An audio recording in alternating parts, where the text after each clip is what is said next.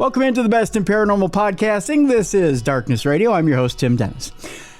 Got a very interesting show for you today, folks. One that I'm excited to bring to you today. I've had kind of a weird couple of weeks. I'm not going to lie. Had a lot of death in my family the last couple of weeks, so this is going to be a very interesting show today. We're going to explore the afterlife, but not the afterlife in the way that you would expect. Not the Christian afterlife. Not the afterlife you're used to. Not the tunnel of light, not the relatives waiting on the other side, not the flowery afterlife, not Jesus waiting on the other side for you. And as a matter of fact, it's not even going to occur during the time of Jesus. We're going to totally blow your mind with this. We're going to go to a time before Jesus. We're going to go to ancient civilizations. We're going to learn about what it was that ancient civilizations believed in before the time of Jesus. This topic absolutely fascinates me. There's a book out there right now by Dr. Gregory Shushan. It's called Near-Death Experiences in Ancient Civilizations, The Origins of the World's Afterlife Beliefs. And the book is riveting, folks.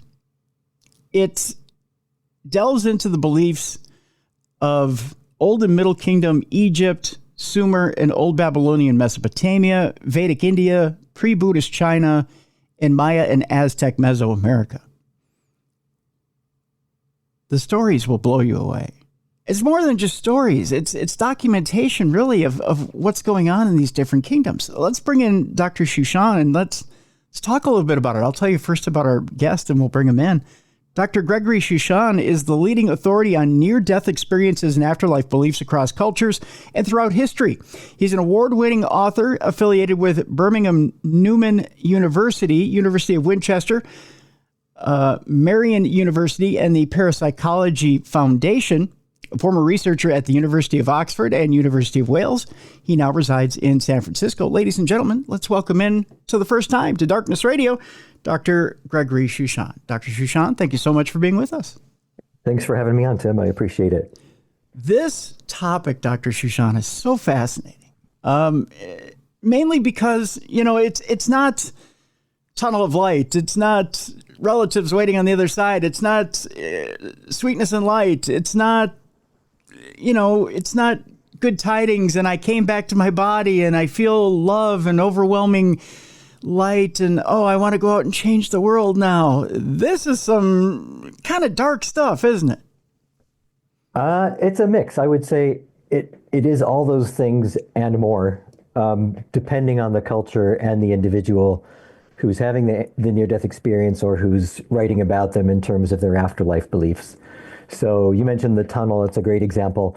In the kind of our typical Western stereotype of what a near-death experience is, everybody rushes through the dark tunnel and there's a light at the end and then they come out in this, amazing heavenly realm and there's the being of light, Jesus or Muhammad or the Buddha, whoever you happen to see at the other end.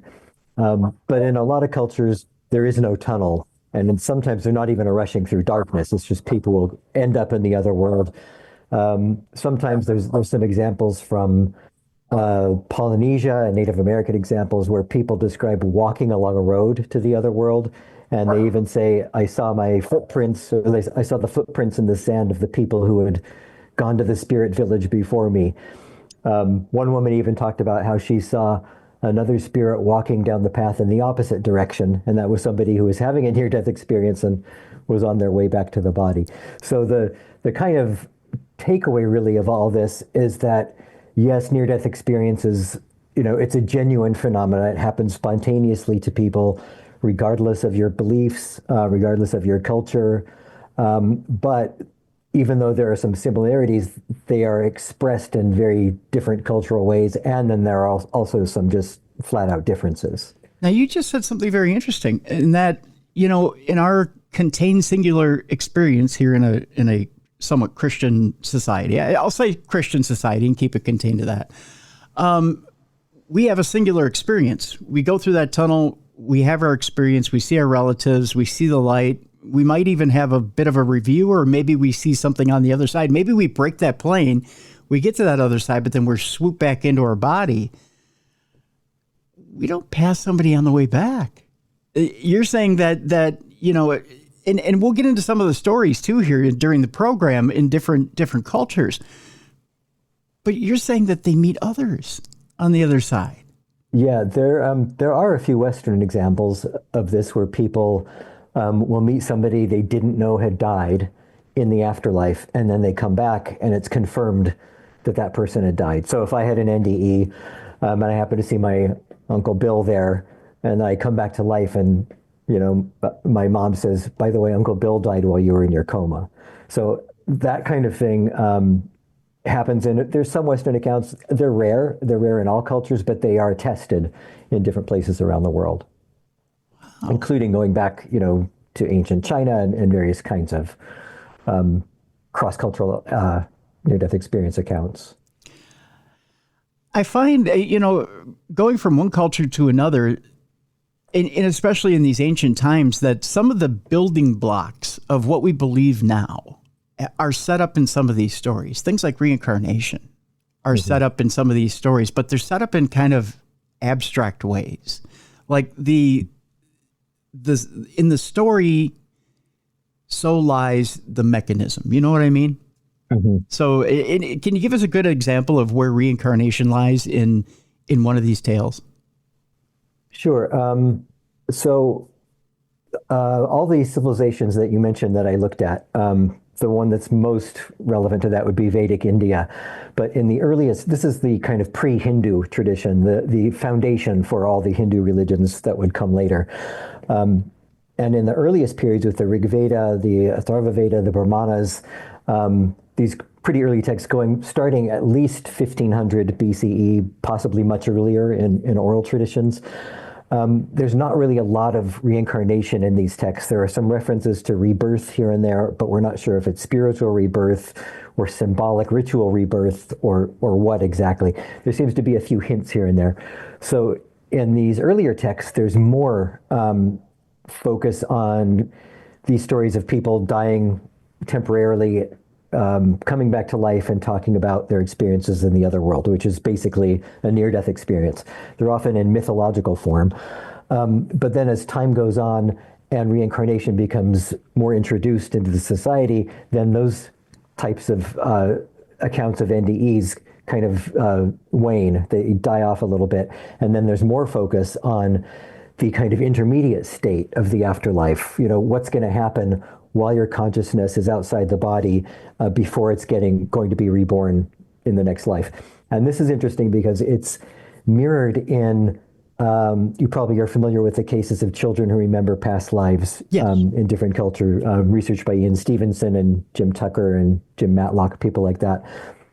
In a minority of those accounts, but a pretty significant minority, there's quite a lot of them, there are these children who remember not just their previous personality, they remember the death of that personality, including the soul leaving the body, traveling to another world, meeting a being of light, all these elements that are familiar from near-death experiences.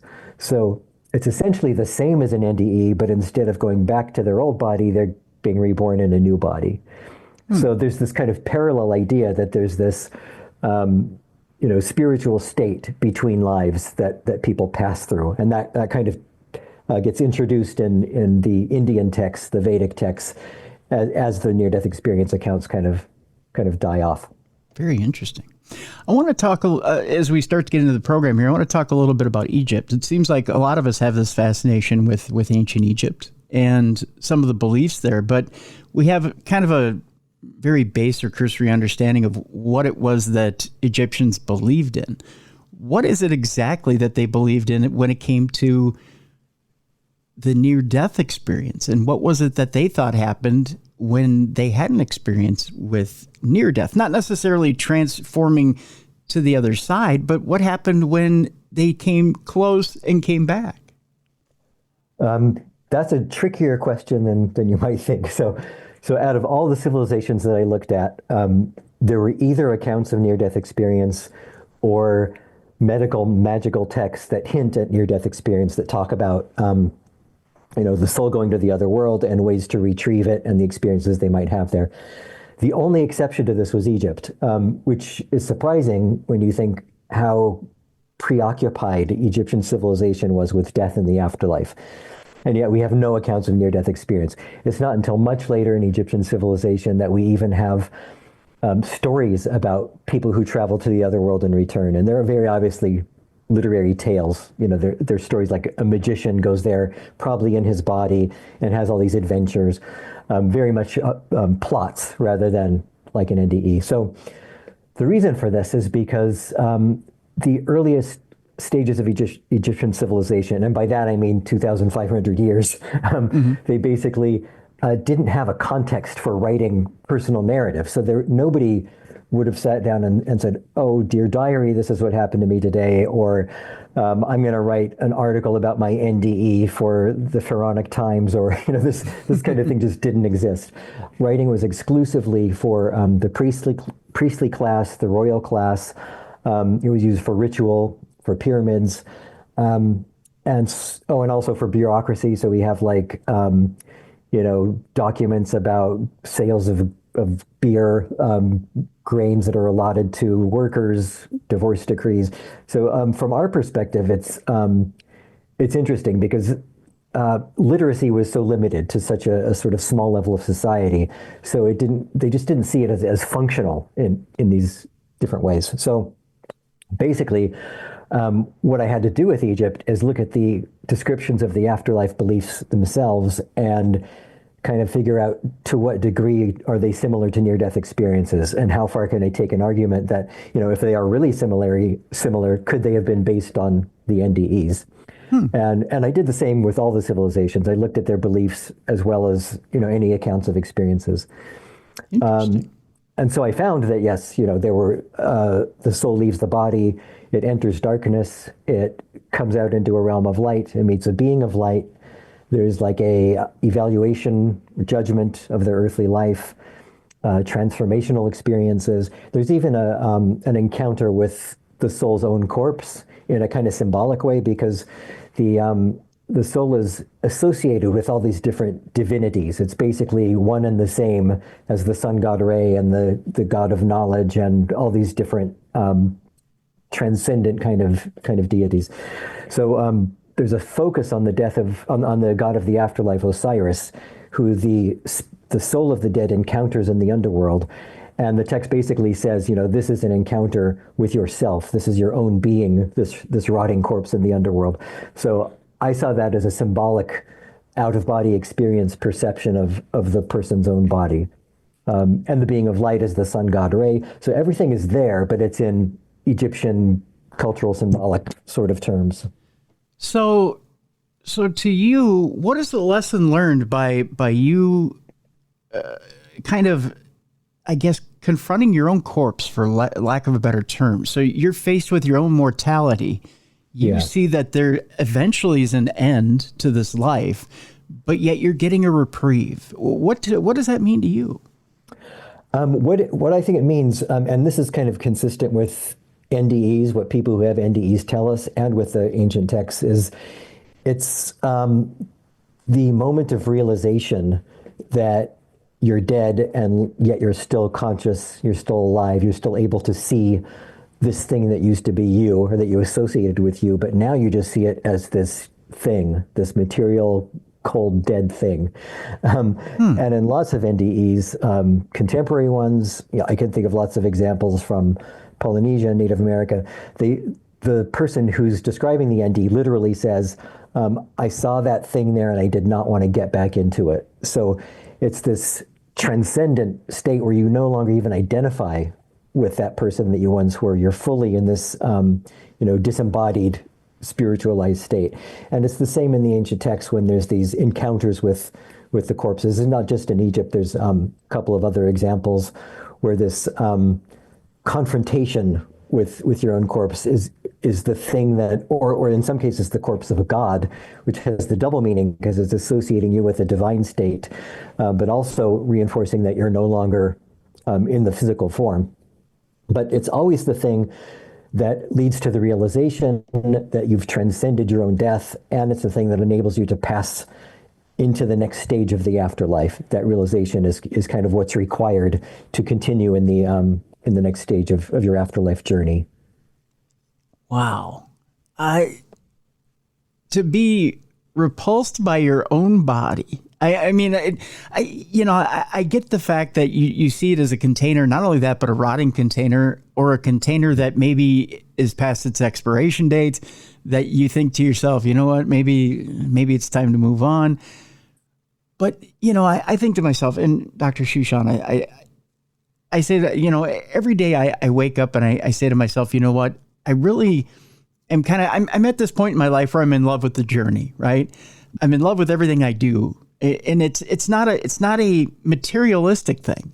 It's just, I'm having fun with life right now. I'm just really having fun with life. I'm in love with everything right now. And it's just, I haven't been that way with my life always, right? I think we go through stages in our life, right? And it's just an appreciation of life. So to be in that mindset, I mean, you really would have to be evolved in a spiritual way to say, you know what, I think I'm over it. I think it's time to just really move on. Yeah. To not want to have to hold on to that last bit of physicality, right? I mean, you're truly done with the journey on Earth if you think, it's a container, I'm done. I'm ready to move to the next stage. Right. And there, in some of these accounts, I'm thinking of, there's a 19th century Hawaiian NDE account of a woman named Kalima who was especially adamant about not wanting to return to her body, to the point that during her NDE, she was chased by the spirits back to her body. I mean, obviously, whether the degree to which that actually happened or the degree to which it was her own, subconscious creating this kind of plot around her not wanting to return, it's impossible to say. But basically, the spirits in the other world who a few minutes earlier had been friendly and joyous at her arrival were now told by the gods of the afterworld it's not her time to die. She needs to go back to the body, and she resisted.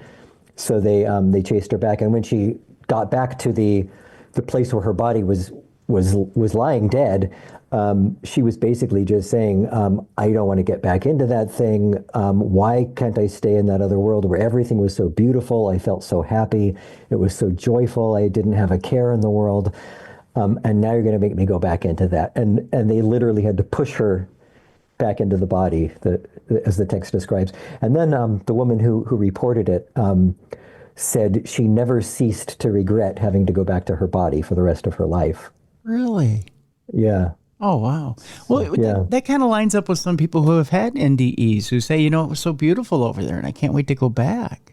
Absolutely. Yeah, that's a extremely common thing. I don't want to say universal, but it's almost universal. Yeah. Nobody comes back, or hardly anybody comes back and says, that's a much worse place than here. I'm really glad to be back. And most people, they no longer have a fear of death. Whatever kind of frightening, fearful teachings they grew up with in their religion are vanished because they've now had direct experience of what the afterlife is like, direct experience of the divine. So it kind of helps them to have a new life once they come back. They come back transformed for the better most of the time. Yeah. So how do things differ from Egypt to Sumer and Old Babylonia and Mesopotamia? Is it one of those things where is it a difference in gods or transference of gods? Is it beliefs? How does the NDE differ? Is it the gods are more ruthless or the experiences? No, I wouldn't say that. So in Egypt, part of the journey of the soul is the main fear in Egypt for the soul was not like burning in hell forever. It was annihilation. It was non-existence. So the perils that the soul goes through are very culturally Egyptian things that reflect the environment. So there's a snake that spits fire. There's apes that will cut off your head. Various kinds of what I see as symbolic dangers and symbolizing annihilation, symbolizing that your soul is not going to survive this journey. Mesopotamia is a little different. We actually have from ancient Sumer what's possibly the world's first near-death experience, an actual documentary account You might have heard of the Epic of Gilgamesh. It's like the main Mesopotamian epic myth. There's an earlier version called, well, it didn't actually have a name, the whole epic, but one section of it, scholars refer to as the death of Gilgamesh. Gilgamesh was the actual Sumerian king who became Gilgamesh in the Babylonian period. So this is going back to 1800 BCE, something like that. And this text, which didn't make the final cut into the Epic of Gilgamesh, describes how he's lying there on his deathbed. His soul leaves his body, and it goes to this other world, and he meets Utu, the sun god, a being of light, obviously. He meets other kinds of judges, deity judges, who are also radiating light, and they kind of review the different deeds that he had done and whether or not they were satisfactory. Whether he maintained the temples and public works and did the correct rituals and things like this. And then once they kind of positively evaluate it, they decide that he's going to have, a pretty good afterlife fate. He's going to become a judge among them in the other world. He's still half human, but he's going to be among the judges, which is, it's a pretty top-notch job in the other world. And he also meets his relatives. There's a banquet thrown in his honor, and then he goes back to his body, and he's able to prepare his funeral and his tomb in readiness for his actual death.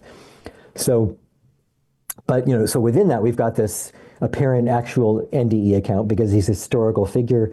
It doesn't involve some story or some plot. Just in contrast, there's a Sumerian myth about the goddess Inanna, called the death of Inanna.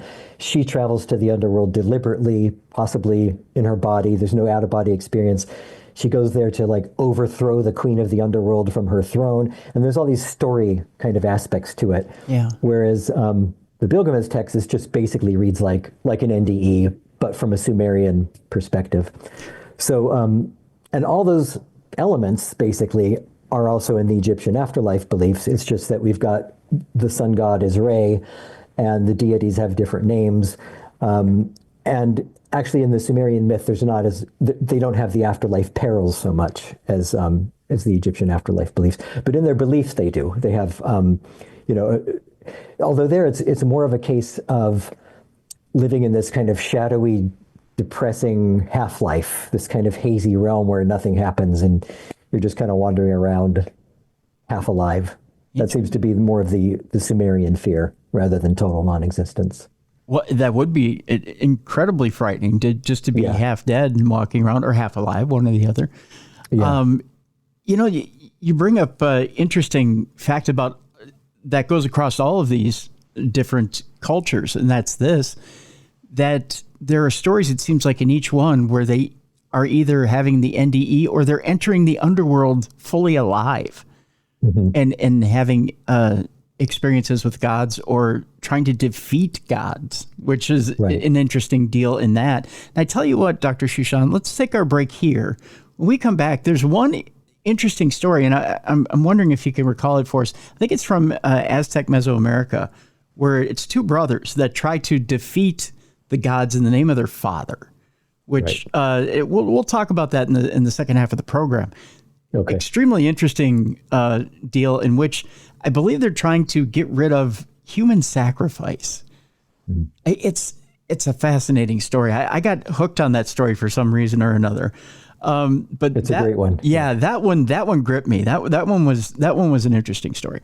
But lots of great stories in this book, folks. I highly encourage you to get it. We have a link in the description of this program so you can get the book, Near-Death Experience in Ancient Civilizations, The Origins of the World's Afterlife Beliefs. It's written by our guest, Dr. Gregory Shushan.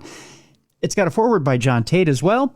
Folks, during the break, get a copy of it. When we come back, we'll talk about Vedic India. We'll talk about pre-Buddhist China. Believe it or not, I think there's... by the way... Dr. Shushan, I got an image when reading about pre-Buddhist China of a Mountain Dew commercial based on a couple of words of yours about someone riding on a dragon and the word "dew" in there. So I got the Mountain Dew commercial in my head when I read it because I'm stupid. That's all there is to it. But we'll talk about Vedic India, pre-Buddhist China, and Maya and Aztec Mesoamerica when we come back with Dr. Gregory Shushan. You're watching and listening to the best in paranormal podcasting. This is Darkness Radio.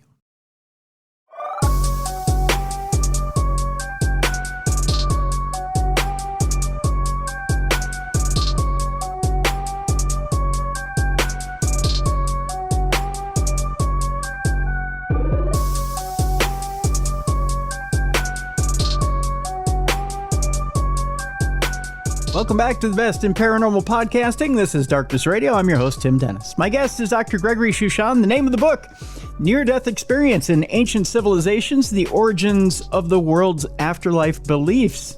And we have a link to it in the description of this program. I highly encourage you to go get this book. Gosh, it's an interesting book, a very interesting book. You put together a great book.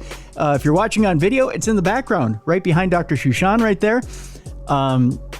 And it's got tales from Old and Middle Kingdom Egypt, Sumer and Old Babylonian Mesopotamia, Vedic India, pre-Buddhist China, and Maya and Aztec Mesoamerica. Now, we talked a little bit about Vedic India, but from India, we're dealing, is that where mainly where the Buddhist part of this is coming in? Is that where, or is it more... What are we getting from what NDE are we getting from there, or what system are we getting from there, other than reincarnation? Yeah, I actually should have clarified earlier.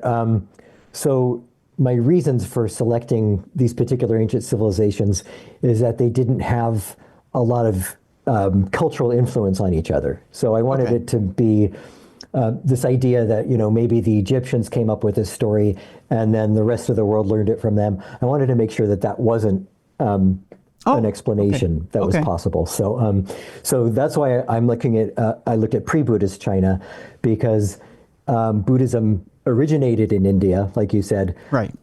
So if there were NDEs and afterlife beliefs in China that were similar to India, people could say, oh, that's because Buddhism went there. So I was trying to look at the era before Buddhism in China and before even what we know of as Hinduism in India. So it was this kind of pre-Hindu, what they call Vedic culture. Okay. And from there we've got, in the Rig Veda, which is the earliest of any of these ancient texts from India, we do have indications of near-death experience. There are tales of people who go to the other world and return. But they involve gods, and actually there's one of a horse. There's the near-death experience of a horse that's described in pretty similar terms as a human near-death experience. But the Rig Veda was a ritual text, and it was kind of to be recited by priests. And in fact, it was memorized by priests. It wasn't even written down for hundreds of years. And to this day, priests have this entire massive, the translation is 3 huge hardback volumes, and they have it memorized verbatim. If you have a priest in India recite the Rig Veda to you, and you go back and look at the most ancient, actual text, physical text, it will be exactly the same. Really? So, which is amazing to my mind. I'm terrible at memorizing things. Oh yeah, no, I couldn't do it. Yeah. So now, doctor, you can't just leave you can't just leave NDE of a horse out there and not describe what the story is behind the NDE of a horse. It's basically, again, in this kind of ritual context, and it's focused on obviously the journey of the soul of the person that the ritual is for, and the ritual is to ensure that they're going to have, ease their way into the other world, and that they're going to have a possible afterlife. And so to accompany the soul of the dead is going to be your favorite horse, basically. So, and to kind of demonstrate how that works, then they describe the NDE of the horse in similar terms as to how it would be as a human, just to kind of reinforce the fact that, you're not going to be alone. Your horse is going to be going with you. I think that's the meaning of that. But it's also this particular text. A lot of these ancient texts, actually, they were deliberately esoteric, deliberately obscure, because they didn't want people the common person to be able to understand them. They wanted to keep it to this kind of priestly elite sort of level. So, I mean, their definition of occult texts, really.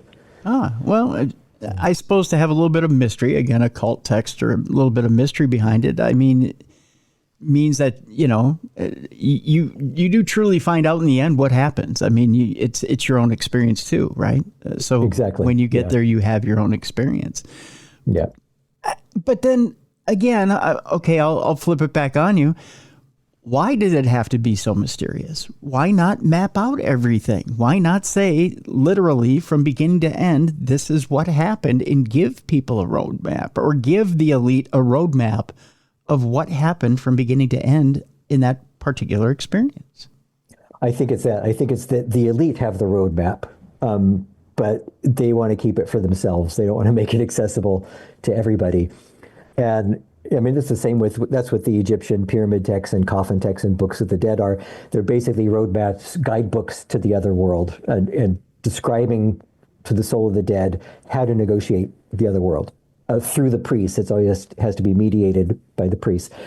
But what's interesting in India, Egypt, China, and elsewhere, I'd have to think about it. But in most of these civilizations, as time goes on and these texts become more and more available to the general population, either because literacy is increasing or because physically, papyrus becomes available in Egypt, and instead of the afterlife being only for kings, where the pyramid texts are carved in the pyramids only, then they become carved in or painted on coffins, and then that's the elite, the general elite gets them, and then gradually on papyrus or even a potsherd, and then everybody can have it. And so as this happens, as the afterlife becomes more democratized or more accessible to everybody, there's an interesting change in the descriptions, and that change is that there are more threats of hells and punishments, more of these, decapitations by apes and snakes spitting fire and things like that.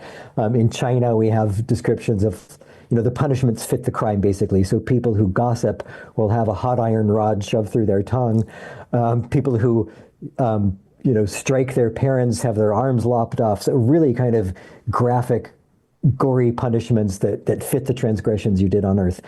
And at the same time, then the heavenly realm also gets more kind of systematized, and things are described more in a binary kind of way. If you're good, you go here. If you're bad, you go here. And to me, it's obviously seems to be that the afterlife was starting to be used as a tool of control of the general populace, to basically threaten people to behave better, or they're going to have these punishments in the other world. And if they behave better, then they're going to have reward in the other world. And obviously this is familiar with pretty much every religion, at least the monotheistic Abrahamic religions of Christianity, Judaism, Islam. So that starts to answer what my next question was going to be. Obviously, if the elites are having this afterlife experience, was it available to the general populace? Was it something that wasn't held over their heads? Like, to give an example, such as Christianity, Christ died for our sins, so therefore the kingdom of heaven is open to all. Giving that example, was it a thing where the elite are open to other deities, but the common folk weren't? Was it something to that effect, or was there a caste system in most of these societies, or was it open to all, that they could get fire spit in their face by snakes, or was it something where that was only open to elites? Yeah, I think there was an attempt to reserve it for the elites. I don't think it was a very successful attempt, especially when you think that near-death experience happened to anybody. It's not based on your class. So that might be one of the reasons why afterlife beliefs kind of became more accessible to the general populace. And also if people gradually had a little more leisure time to think about these things, if you're not working 12 hours a day, cutting blocks to build a pyramid or whatever, or if you're one of the artisans building a pyramid and you're the person responsible for making the paintings and the inscriptions, you might start, learning about what they mean and applying it to yourself. And that's kind of exactly what happened, at least in New Kingdom Egypt. But Christianity is interesting because there's a lot of gatekeeping going on about the afterlife in Christianity. I've always wondered, for a religion that's based, predicated basically on the death and return of Jesus, why don't we hear very much about what happened to him during the time he was dead and before he came back, which would have been a near-death experience. Right. So NDEs are not really a big thing in Christianity, and I think that's kind of a result of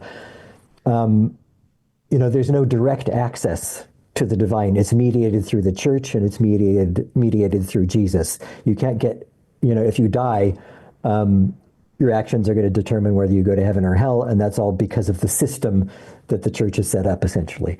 Mm-hmm. So therefore, I think NDEs were sort of seen as a threat to the church, and maybe just a little bit of speculation here, but going back to the Council of Nicaea, there's an actual text called the Gospel of Nicodemus. It's an apocryphal text that was deleted from the Bible, and that does have describes Jesus's descent to the underworld, where he frees the sinners and things like that. So I think that might have been cut out because it showed a direct access to the divine through near-death experiences, and that's something that was, anathema to the Catholic Church.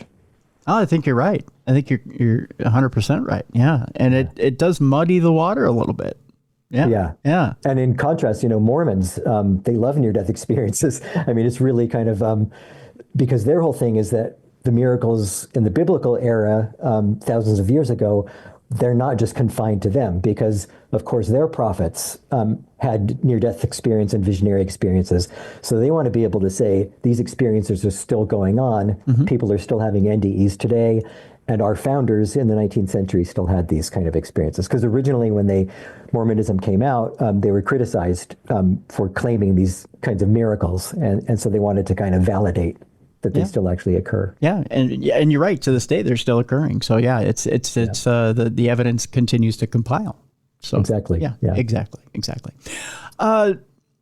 Pre-Buddhist China. What's interesting, like I said before the break, as I'm reading about it, I'm thinking, boy, their near-death experiences sound like a Mountain Dew commercial. This is great. People riding on dragons and people having a good old time. It seemed to me like it was great, but then I get a little bit further into the chapter and I'm like, I don't know that that's so great. Tell us a little bit about some of the interesting stories of pre-Buddhist China and the different experiences they were having and as far as near-death experiences went. Yeah, that was a tricky chapter to do, really, because, we see China as a culture, whereas it's actually northern and southern China were pretty different cultures. Very different texts came out from each region. And there were lots of changes over time. So I tried to do it sort of chronologically, but it was a difficult thing to grasp. And so the ones that you mentioned, riding on dragons and have these kind of omnipresent celestial experiences going through rivers and behind the sun, and there's like an undersea realm. I mean, really kind of psychedelic experiences, really, for lack of a better word. A lot of these seem to be from shamanism, from shamanic journeys to the other world, and seem to be descriptions of shamanic experiences of the afterlife, which was kind of a parallel path to descriptions of the afterlife from near-death experiences. But one of the absolute earliest texts from China, it's about 750 or 800 BCE, and that seems to be an actual documentary account of an NDE. There's everything is documented in full because it's a very bureaucratic sort of society, and they wanted to, make sure that this account was taken seriously. And so it describes how there's a particular sort of local governor type ruler named Qian Si, and he's lying on his deathbed with some kind of illness. He has a fever, and his soul travels to the other world, and he has, basically a near-death experience with a lot of the elements that would be familiar to us to this day. But then some very unique kind of idiosyncratic elements to it. For example, a couple of bears appear, and he's with the Emperor of Heaven in the other world. That's the being of light, or the deity figure he calls the Emperor of Heaven. And these bears attack the Emperor. And so Qian Si intervenes and kills the bears and saves the Emperor's life.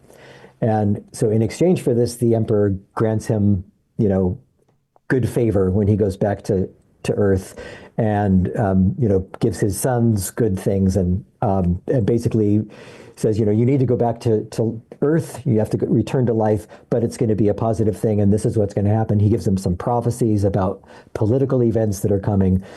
And so Qian sees, he says, okay, I'll go back to my body. But before he goes, and this is the kind of key evidential element, and goes back to what we were talking about earlier of seeing other people in the other world. He sees standing next to the Emperor of Heaven a little boy. So fast forward 10 or 20 years later, Qian went back to his body. He went on with his life. All the prophecies that the Emperor of Heaven gave him were fulfilled. And one day he's walking down the street and he sees a man blocking his path. And this man is like, refuses to get out of his way. He's making eye contact with him, and he's just like, he can't go around him. And Qian starts thinking, this guy looks kind of familiar. And so he says, where do I know you from? And this man says, okay, on this date, you died and you went to the other world, and you met the Emperor of Heaven, and you killed 2 bears, and described the whole thing. The Emperor made these prophecies. And the man says, how do you know this? This is amazing. And the man says, I was that little boy who was standing next to the Emperor of Heaven. So it was this validation that, near-death experiences can occur because of the fact that this little boy just happened to be having an NDE at the same time as Qian. They just happened to encounter each other. And then decades later, they just happened to meet on the street, and the little boy recognized him. Wow. And so in the text, this is like, the Chinese scribes basically said, this happened on this day. It was witnessed by so-and-so, and it's like officially lodged in the Government Bureau of Documents as a factual event that occurred. Wow. Yeah, it's pretty amazing.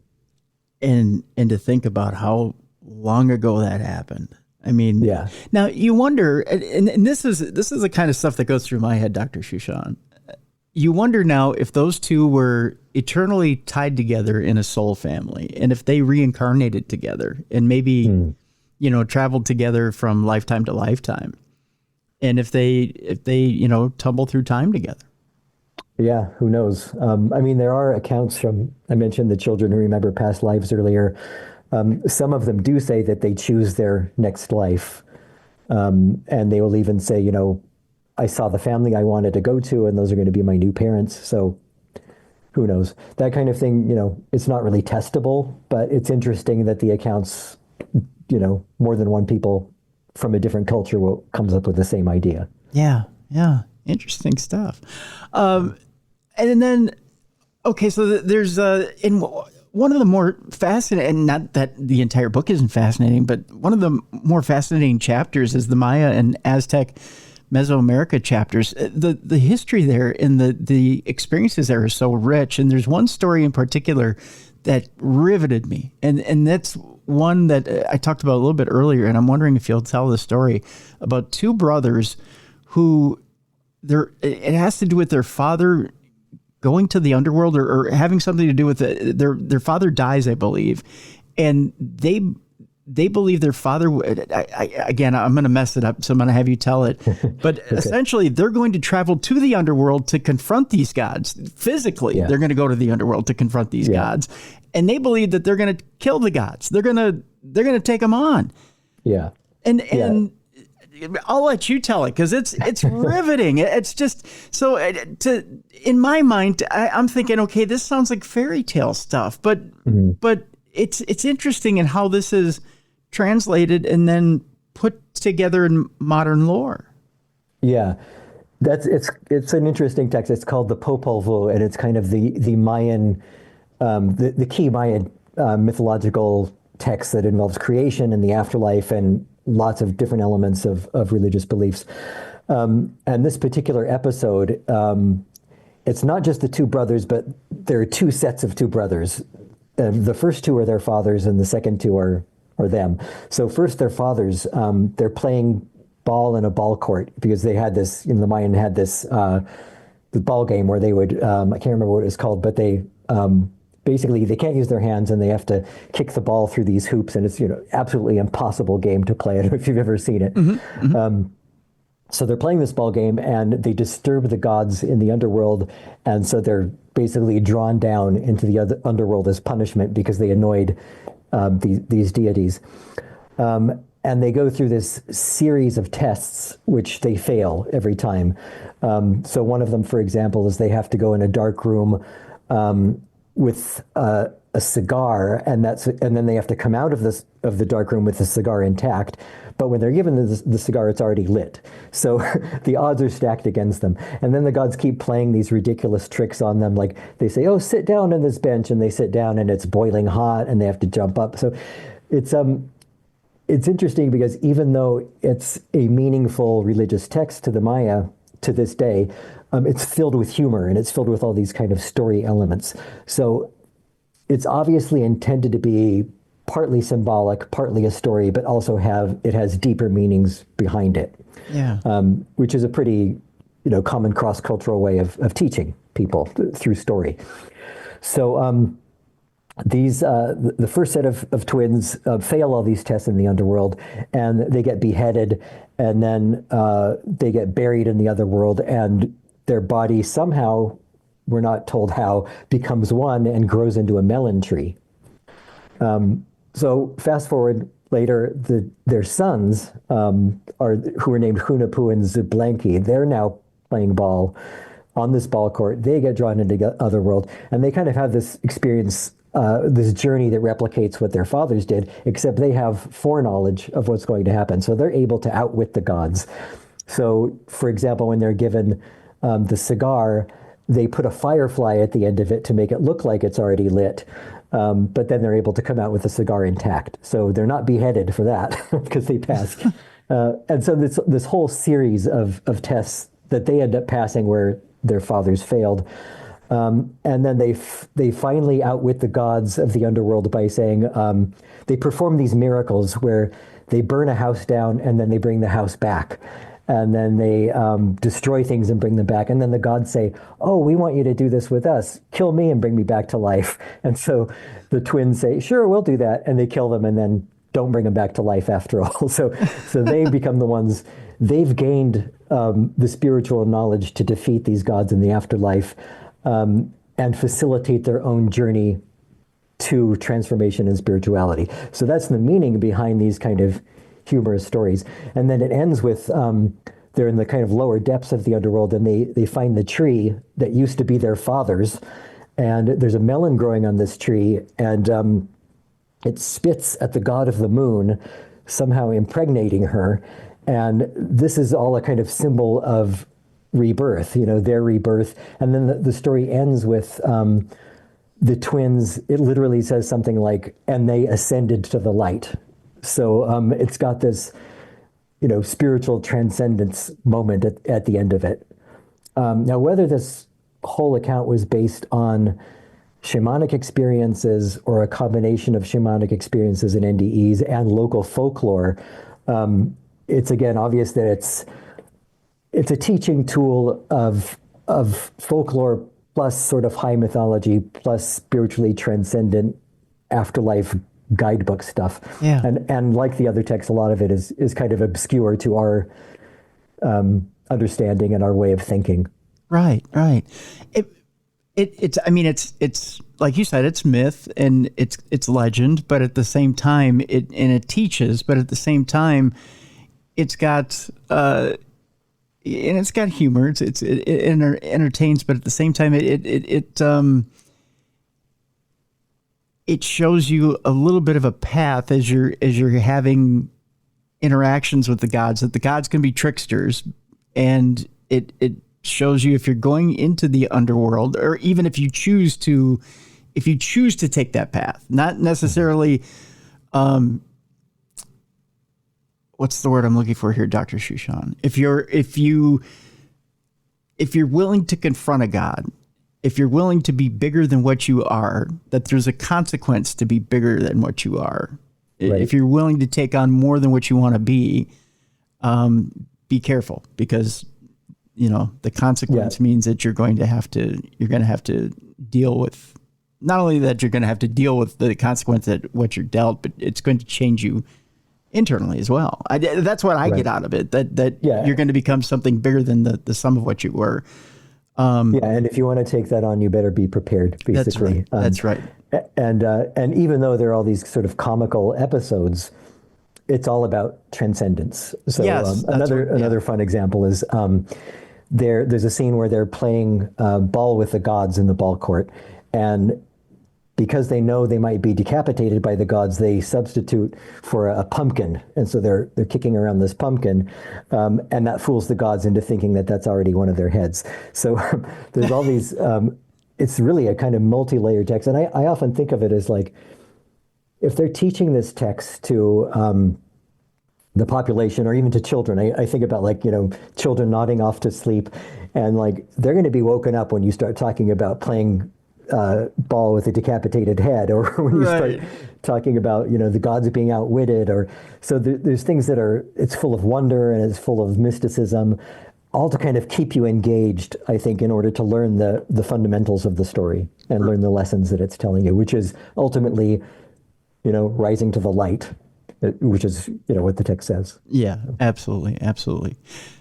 So all of these cultures obviously have the same thing in common with these near-death experiences, even though the stories kind of vary from culture to culture. I believe in the book you cite that they all have 9 points that are in common. Do you remember what those 9 points are, or what they are that bring everything together? I think so, yeah.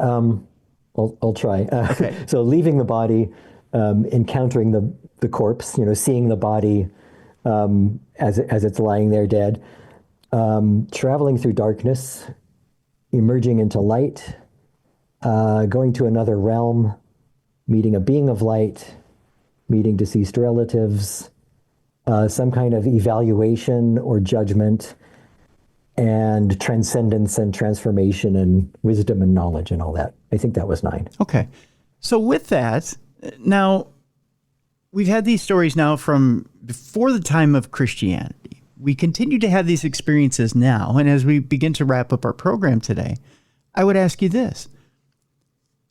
We have these, we can call them either stories or historical accounts. I would throw it into your court and ask you this. When you come across these, do you consider these stories or historical accounts? And I would ask you this as a second part of the question. Why is it that science can or can't get behind this and say, you know what, this has been documented since the beginning of time, and we continue to document this from individuals who are having these experiences? So why is it we don't put more money and more time and effort into this and figure out finally what type of experience we're having, or what is it that is happening at the time of death? Yeah, those are good questions. So the first one, I think, that's tricky too, because I mean, is even a modern account of an NDE a historical document? Because all we really have is the subjective experience of the person describing it.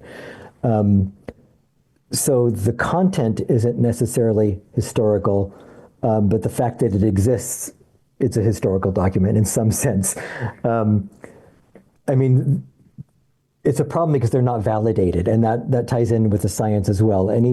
Most scientists are going to say this is just anecdotal evidence, which, technically I guess it is, but when they're happening around the world and throughout history, those anecdotes add up to something, add up to the confirmation that these experiences actually occur. So, so the way I kind of frame it is, if you have an account like the Epic of the Gilgamesh account, or the ancient Chinese account with meeting the soul of the child in the other world, those I see as more like historical documents because they were seen by the people within their societies as historical documents. Whereas something like the Rig Veda, that was seen by the people as a ritual text to facilitate journey to the other world. So I allow the cultures to make that distinction for me, basically. Whether it's a historical text or not.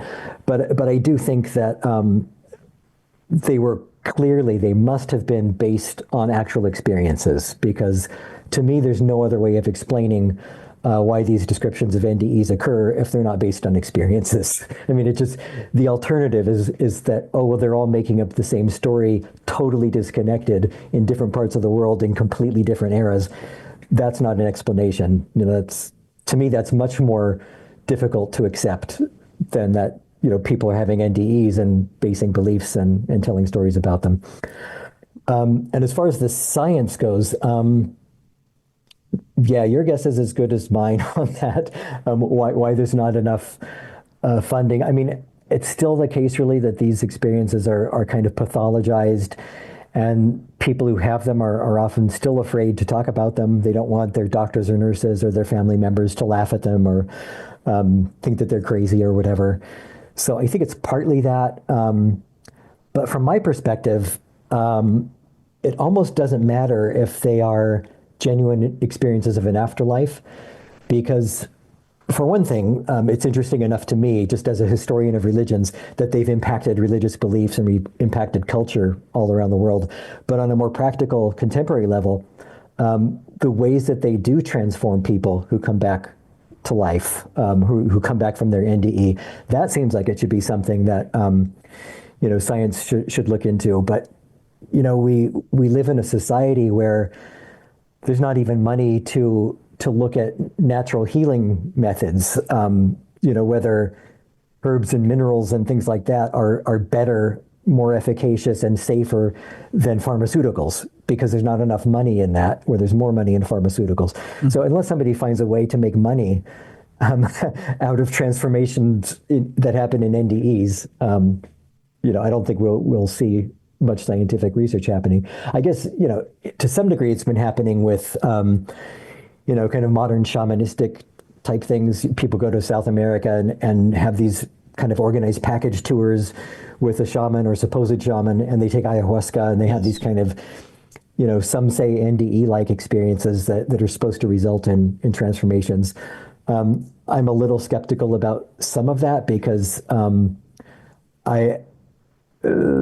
partly because of the marketing aspect, the mercenary sort of aspect of it already makes me a little skeptical.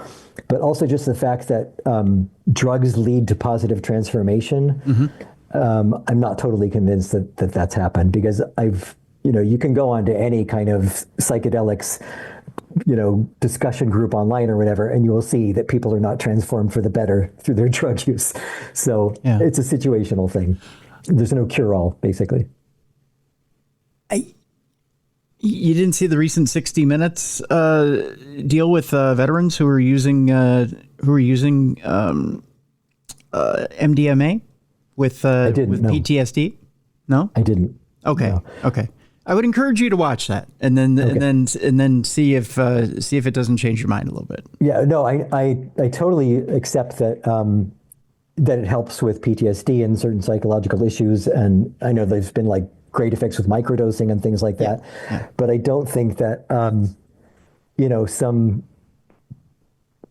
completely amoral, racist, greedy, horrible person is going to take ayahuasca and come back and think that all people are equal and everything's about love and light. I'm not talking about going out into the jungle and doing ayahuasca for 4 days and then coming back and thinking you're healed. I'm not talking about anything like that. I'm talking about a measured program with veterans. Talking about a scientific program. Where they were treated with MDMA. Oh no, I totally believe that works. And I know there's other with other psychedelics too. There's been success in treating things like that. Yeah. But as far as comparing, and which a lot of people do, comparing psychedelic drug use to NDEs in hopes of bringing about those kinds of transformations, I'm just not totally convinced that it's such an easy path to get there. Right. Which is not also saying that people should be deliberately having NDEs either. It's right. No.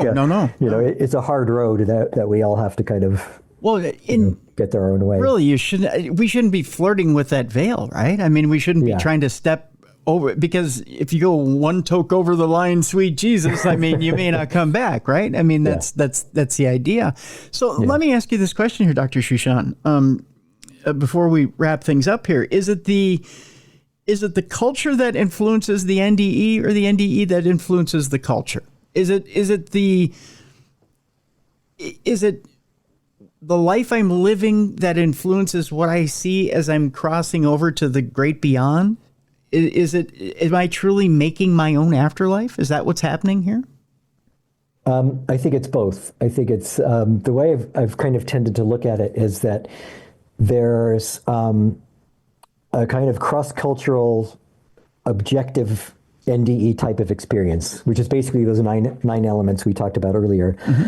But then our cultural symbolism, the way our minds think, our individual experiences and everything else kind of clothe those things in our own symbolic ways. We kind of project our psyche onto those as ways of experiencing them, basically. I think there may be, maybe they're unexperienceable in their raw form, so we have to kind of clothe them. We project onto them our symbols in order to experience them. So I think it's a symbiotic kind of thing and then as far as the way they influence our beliefs, I think that's the symbiotic thing where our beliefs influence the experience, our symbols and our culture influence the experience influences our symbols and culture. And so it goes on in this kind of cyclical sort of way. Interesting indeed. Well, Dr. Shushan, you put together an incredibly interesting book, and I encourage people to go out and get it. Again, we have a link in the description of this program. Name of the book is Near-Death Experiences in Ancient Civilizations, The Origins of the World's Afterlife Beliefs. We have a link in the description of this program, folks. Dr. Gregory Shushan has been our guest today. Dr. Shushan, thank you so much for being on the program today. Thanks so much for having me on. Pleasure. Folks, I want to, just a couple of notes here before we wrap up today. I want to thank, first of all, Troy Palmer, who's the executive producer of the program today. Thank you, Troy, for everything you do, first and foremost. Second, I had mentioned it was kind of a rough week this week. I want to ask everybody to send some thoughts and prayers out to my brother Drew, who lost his mother, my stepmom, this week. So Jean passed away, actually, this past week. So if you can send some thoughts and prayers out to my brother Drew this week, I appreciate it. I'll be out at Missouri Paracon this weekend, so that you can still get day passes if you can. MissouriParacon.com, I believe it is. We'll have a link in the description of this program. So if you want to come out, get your day passes, you can still do so. I believe you can also still get a weekend pass or two. It's coming close to being sold out, folks. So, but you can still get a day pass to Missouri Paracon. So come on out. If you're in the Kansas City area this weekend, come out and say hi. I have my own table. So come on out, say hi at Missouri Paracon. Also, if you do not subscribe to Darkness Radio, to the audio podcast in any particular place, get the Darkness Radio Apple app. If you have an iPhone, iPad, or any Apple device, you can get the Darkness Radio app in the Apple Store. So go get the Apple app there. And if you're watching this show on video on YouTube, be sure to like and subscribe. You can do that very easily. The original Darkness Radio is our YouTube page. If you're not watching us on video regularly, just go to the original Darkness Radio. That's our YouTube page. Be sure to like and subscribe there. We appreciate it if you do. All right, that'll do it for this weekend. Folks, it's nice outside. It's been nice all week, especially here in the north. But that doesn't mean that there aren't people out there that need your help. There are people out there that probably need some help with some spring cleanup. I know it's not spring yet, but we're on the verge of spring. People need your help out there. They need help with some grocery shopping. They need help. There's people out there that are elderly or infirm. Go out and help your neighbors this weekend. Be a light in someone's darkness, please. Your friends here at Darkness Radio encourage you to go out and help in the community. Again, be a light in someone's darkness. Go out and help somebody this weekend. Message from your friends here at Darkness Radio. Go out and have a great weekend. Join us again next week for the best in paranormal podcasting. This is Darkness Radio.